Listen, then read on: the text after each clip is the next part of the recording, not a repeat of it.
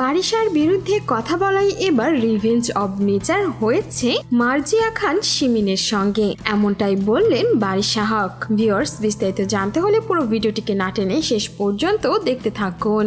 মাত্র কয়েক মাস আগেই রোজা খান, মার্জিয়া খান শিমিন এবং তনি বারিশার বিরুদ্ধে একটি লাইভ করেছিল, যেখান থেকে তাদের শত্রুতার শুরু হয়। আর এইবার জানা গেছে শিমিনের নাকি ডিভোর্স হয়ে গেছে, যেটা নিয়ে বারিশা হক তার ভেরিফাইড ফেসবুক পেজে একের পর এক পোস্ট দিয়ে যাচ্ছেন।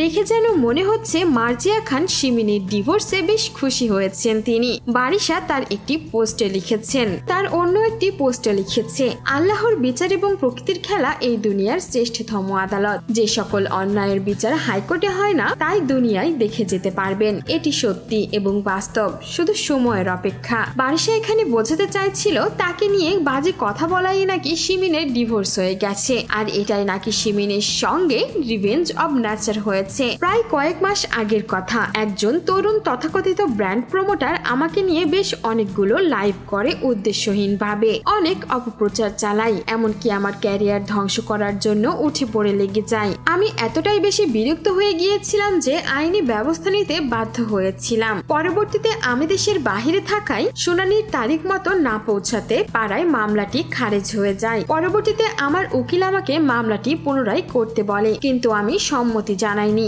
এবং অপেক্ষা করেছিলাম প্রকৃতির নিয়মেই বিচার হবে। সত্যি বলতে আমি চাই না আমার সঙ্গে অন্যায় হোক, এমনকি অন্যের সাথে অন্যায় হোক, কিন্তু যদি ভুল করে থাকি তাহলে অবশ্যই সেটা আমি শুধরে নেব। কিন্তু বিনা কারণে কেউ আমাকে অকথ্য ভাষায় গালিগালাজ করবে, আমার পরিবার, আমার ক্যারিয়ার, এমনকি আমার পরিশ্রমকে ধূলিসাৎ করার চেষ্টা করবে, সেটা আমি মেনে নেব না। তবে এমন পরিণতি কখনোই কাম্য নয়। শুনলাম সেই মেয়েটির আজ ডিভোর্স হয়ে গেছে। আমিও একজন ডিভোর্সি নারী, তাই আমি জানি ডিভোর্স একটা মেয়ের জন্য কতটা কষ্টের এবং বেদনাদায়ক। আশা রাখি সে তার ভুলগুলো শুধরে নিয়ে নতুন জীবন শুরু করবে।